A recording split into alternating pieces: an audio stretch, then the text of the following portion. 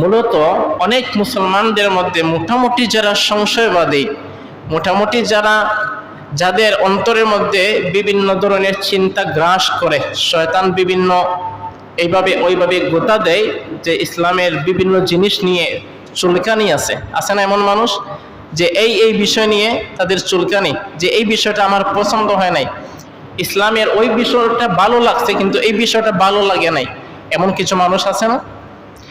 এই চিন্তা যাদের মধ্যে যারা লালন করে, এটা একদিক দিয়ে মন্দ কিছু নয়, তবে ওই পর্যায়ে চলে গেলে মন্দ।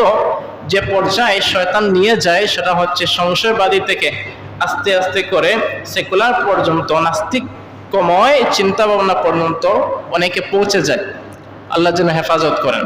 তবে এই সংশয় থেকে যদি হেদায়েতের চিন্তা থাকে, তাহলে সে চিন্তা ভাবনা করে যুক্তি তর্ক দিয়ে সে বোঝার চেষ্টা করবে যে না, এগুলোর মধ্যে আসলে কল্যাণ আছে।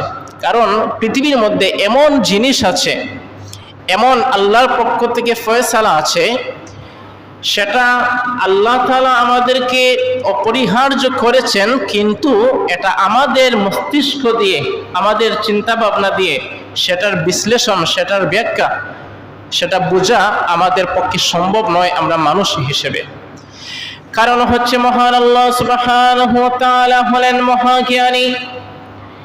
পবিত্র কুরআনুল কারীমের মধ্যে যত জায়গাগুলির মধ্যে মহান আল্লাহ পাকের জ্ঞানের বিষয়ে বর্ণনা রয়েছে, আল্লাহ তাআলা এভাবে বলেছেন, ওয়াল্লাহু বিকুল্লি শাইইন আলীম। কিংবা অন্যত্র বলেছেন, ইন্নাল্লাহা বিকুল্লি শাইইন আলীম। কিংবা অন্য জায়গায় বলেছেন, ইন্নাল্লাহা সামিউম বাসীর। কিছু জায়গায় আল্লাহ বলেছেন, আমি আল্লাহ হলাম মহাজ্ঞানী।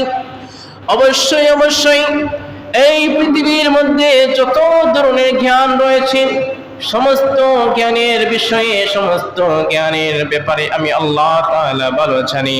শুধু তাই নয়, তার পরিসীমা কেমন হতে পারে, তার লিমিটেশন কেমন হতে পারে, তার ছোট্ট উদাহরণটা আপনারা শুনে নেন।